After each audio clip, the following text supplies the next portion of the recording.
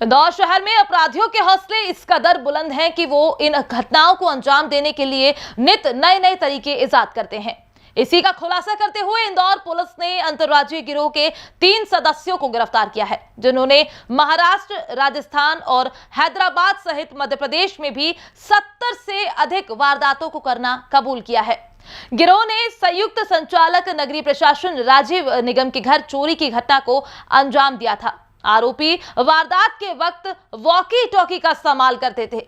Police ने 6 लाख रुपए के सोने चांदी के आभूषण, 15 महंगी घड़ियां और सोने गलाने वाले टूल किट भी इनसे बरामद किए हैं। पकड़े गए आरोपियों के पिता भोपाल में शासकीय नौकरी में पदस्थ हैं। इसके बावजूद ये आरोपी इस तरह की घटनाओं को अंजाम दे रहे हैं।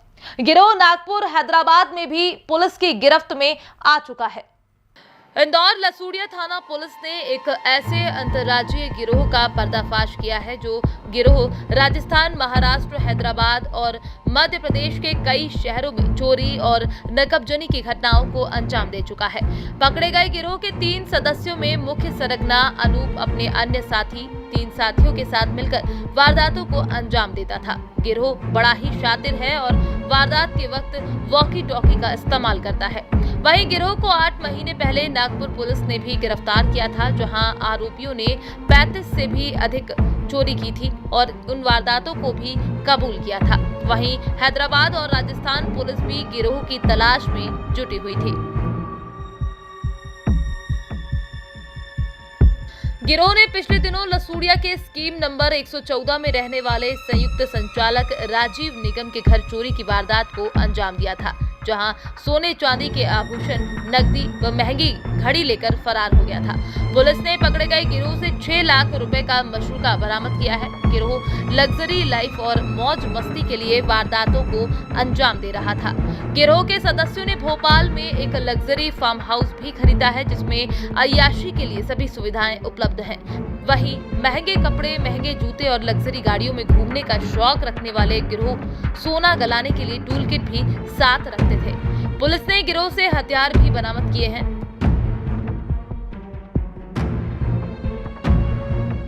पूछताछ में गिरोह के सदस्यों ने बताया कि तीनों ही आरोपियों के पिता शासकीय नौकरी में पदस्थ हैं। मूल रूप से गिरोह यूपी का रहने वाला है। चोरी की वारदात करने से पहले कॉलोनी में टेलीकॉम कंपनी का इंजीनियर बताकर रैकी करते थे और फिर सूने मकान को निशाना बनाकर वारदात को अंजाम देते थे। पुलिस ने गिरोह से अब तक 70 चोरियां कबूल करवाई हैं। फिलहाल पुलिस गिरोह से अन्य और भी वारदातों के मामले में पूछताछ कर रही है। इंदौर पुलिस ने गिरोह का पर्दाफाश किया है, जिस पर रेड टीवी के संवाददाता भरत पाटिल ने एडिशनल डीसीपी राजेश व्यास से की खास बातचीत।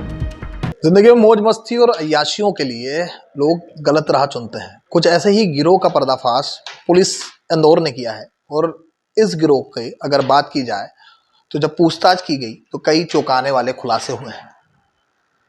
अय्याशी और आलीशान जिंदगी जीने वाले ये चोर लगभग मध्य प्रदेश, राजस्थान और हैदराबाद जैसी शहरों में लगभग 70 से अधिक वारदातों को अंजाम दे चुके हैं। इस गिरोह को पकड़ने के लिए पुलिस ने लगभग 2 महीने तक इस गिरोह का पीछा किया और इन्हें धर दबोचा।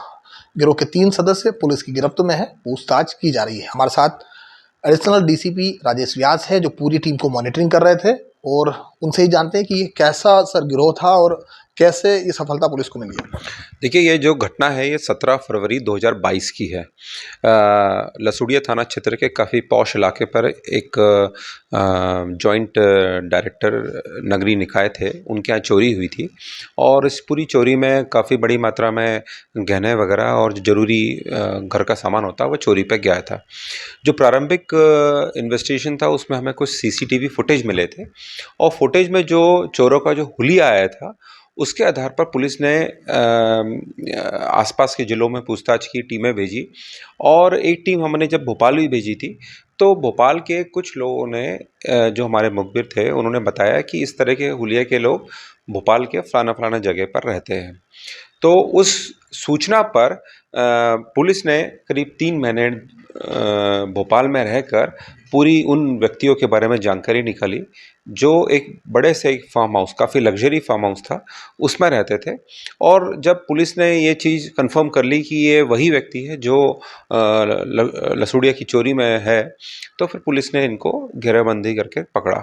तो प्रारंभिक पूछताछ में इन्होंने जुर्म करना स्वीकार किया और बताया कि इनके विरुद्ध जो है पूरे भारत देश में 70 से अधिक मामले इनके पंजीबद्ध हैं इनके विरुद्ध, और कई जगह पर इनकी गिरफ्तारियां हुई है। इन्होंने हैदराबाद में, नागपुर में, जयपुर में और भी कई बड़े शहरों में इन्होंने चोरी करना स्वीकार किया है। इंदौर शहर में भी पलासिया थाने की एक चोरी इन्होंने स्वीकार की है। ये जो चोर थे ये 4 व्हीलर से आते थे और अपने आप को ये किसी टेलीकॉम कंपनी के इंजीनियर और टेक्नीशियन बताते थे, और ये लोग मोबाइल फ़ोन का यूज़ नहीं करते थे।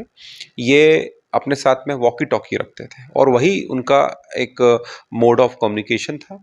और जब देख लिया करते थे कि इस घर में कोई है नहीं या सुनसान पड़ा हुआ है, तो उस घर पर फिर चोरी का एक मोड ऑफ कम्युनिकेशन था। और जब देख लिया करते थे कि इस घर में कोई है नहीं या सुनसान पड़ा हुआ है, तो उस घर पर फिर चोरी किया करते थे। पुलिस ने इनके पास से जो आभूषणों गलाने के जो इक्विपमेंट होते, उपकरण होते, वो जब्त किए हैं, और सोने को जो चेक करने का, प्योरिटी चेक करने के जो कसौटी होती है, वो तक पुलिस ने इनसे जब्त की है। और भी तरह के जो इक्विपमेंट जो चोरी के समय यूज़ होते हैं, वो इनके पास से मिले हैं। सर, बात की जाए तो लोग, जनता जो है वो कई बार ये सोचते हैं कि जब चोरी होती होगी तो कोई जंगल के इलाके या खुद सुनसान इलाके से आता है, या फिर उनके हुलिये के हिसाब से एक अंदाज़ा लगाया जाता है कि यार ये कहीं ना कहीं आपराधिक तत्व का। लेकिन ये अपडेट और मॉडर्न थे, महंगी लग्जरी गाड़ियाँ और वॉकी टॉकी का इस्तेमाल कर लेना, इस तरह से ये जो भी कॉलोनी में रेकी करते हैं या फिर उस वारदात को अंजाम देने के लिए अपना टारगेट करते थे। देखिए, तीनों यदि हम व्यक्तियों का जो चोर है, इनका यदि प्रोफाइल देखें तो इनकी उम्र करीब 32 से लेके 36 साल तक की है, और तीनों ही जो है वो इनको जो वर्तमान में जो एक भौतिक संसाधन की आदतें पड़ जाती है, मोबाइल फ़ोन, घूमना फिरना, इन तीनों उसी के आदी थे। इन्होंने जब फार्म हाउस भी लिया, ये 2020 में लिया, और इनसे पूछताछ हो रही है कि उस फार्म हाउस को खरीदने में कहाँ से पैसा आया था। संभवतः वो भी किसी चोरी के ही पैसा होगा। तो ये सब, इनको लग्जरी लाइफस्टाइल थी इनकी। और ये जो आपका कहना है कि अमूमन ऐसा सोचा जाता है कि ये गांव देहात के या कई जंगल से आने वाले लोग हैं, लेकिन आजकल के जो इस तरह का जो मॉडर्न क्राइम का जो क्रिमिनल्स का जो प्रोफाइल है, वो शहरों में भी है। शहरों में भी वो लोग जो ठीक से अपना गुजर बसर नहीं कर पा रहे, वो इस तरह के अपराध की दुनिया में आते हैं अपने शौकों को पूरा करने के लिए। सर, ये जो पकड़ाए गए 3 हैं, इनसे क्या अन्य राज्यों की पुलिस से भी पुलिस संपर्क कर रही है, इनके आपराधिक रिकॉर्ड या फिर डिटेल्स? सबसे पहले तो हम अपने जो ज़िले के जो सभी थाने हैं उनको हमने सूचित कर दिया है। इसके अलावा जो आसपास के जो ज़िले हैं, उज्जैन है, धार है या रतलाम है, जहाँ पर और भी जगह पे चोरी हुई होगी, वहाँ पे भी हम अपनी इनको हम सूचना भेज रहे हैं। इसके अलावा पुलिस मुख्यालय में CID हमारे एक शाखा है, जहाँ पर मॉडस ऑपरेंडी के हिसाब से क्रिमिनल्स का रिकॉर्ड रखा जाता है। वहाँ पर भी एक विस्तृत रिपोर्ट हम भेज रहे हैं। और जो दूसरे राज्यों में भी, जहाँ पर पूर्व में भी पकड़ा चुके हैं, वहाँ से भी इनका रिकॉर्ड बुलाया जा रहा है। और हमारा प्रयास ये है कि ये जो चोर है, इनको किसी भी तरह का कोई एक लाभ ना मिले, और ये एक जितने भी जो चोरियां हुई है, इसमें ये इनको सजा मिल सके। सर, अगर इनकी बैकग्राउंड की बात की जाए, परिवार की बात की जाए, तो ये कहाँ के रहने वाले हैं और कैसे इन घटनाओं को अंजाम देने लगे? देखिए, मूलतः ये लोग बिहार के रहने वाले हैं, पर अभी ये वर्तमान में ये भोपाल में ये अपने परिवार के साथ में रह रहे थे। एक जो ये फार्म हाउस है, ये अलग था इनका, पर रहते ये अपने परिवार के साथ में थे। और तीनों अलग-अलग, एक कोलार रोड में रहता है, एक चूना भट्टी के पास में, और एक 1100 क्वार्टर में। तो इस तरह से ये तीनों व्यक्ति भोपाल में निवास रख रहे थे और छोटा मोटा काम किया करते थे, लेकिन ये इनका जो शौक़ था वो गाड़ियों में रख के ये आसपास के ज़िलों में जाके, बड़े शहरों में जाके वो चोरियों को अंजाम दिया करते थे। सर परिजन बता रहे हैं शासकीय नौकरियों में भी जी हाँ, हैं। ऐसा अभी जानकारी मिली है हमें कि इनका इसमें एक के पिताजी जो है वो वन विभाग में चपरासी है और एक के पिताजी ड्राइवर है। सर अगर बात की जाए तो सबसे महत्वपूर्ण जो है कि लोगों को जागरूक कैसे होना पड़ेगा कि ऐसी वारदातों को रोक सकें। बिल्कुल। देखिए, बिल्कुल बात सही है आपकी कि नॉर्मली हम लोग अपने जब भी हमें बाहर जाना होता है तो हम अपने घरों में ताला लगाते हैं और चले जाते हैं और अक्सर चोरों को देखा गया है कि ऐसे मकान जो जिनमें सुनसान होते हैं, ये जानकारी इकट्ठी कर लेते हैं कि ये मकान जो है इसमें ताला लगा हुआ कोई है नहीं, ये बाहर गए हुए हैं, तो फिर उस पर हाथ मारते हैं। तो हमारा यही है कि जब भी ऐसा आपको कहीं पे बाहर जाना हो तो एक तो आपके घरों में अच्छे ताले लगे रहने चाहिए, सीसीटीवी कैमरे लगा रहना चाहिए। आजकल जो कॉलोनीज़ है, जो हर जगह पर हाउसिंग सोसाइटीज़ बन गई है, तो उन हाउसिंग सोसाइटीज़ को जो कॉलोनीज़ की जो एंट्री पॉइंट्स होते हैं वहाँ पर गेट लगा देना चाहिए, वहाँ पे उनको चौकीदार रखना चाहिए। यदि ये सब करेंगे तो मुझे लगता है कि वो कॉलोनी पूरी तरह से सुरक्षित रहेगी।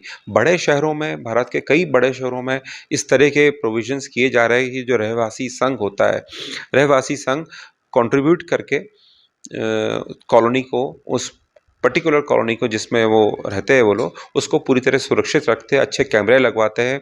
जितने भी एंट्री पॉइंट्स होते हैं 4, 5, 6 जितने भी हैं, वहाँ पे बड़े अच्छी क्वालिटी के गेट्स होते हैं, चौकीदार रखते हैं और रात में 10 बजे के बाद में वहाँ पर कोई भी व्यक्ति आता ही नहीं है। ऐसा उनका और या जब तक नहीं आता जब तक कि उस कोई मकान वाला बोल ना दे कि भाई मेरे परिवार के लोग हैं या कोई रिलेटिव है।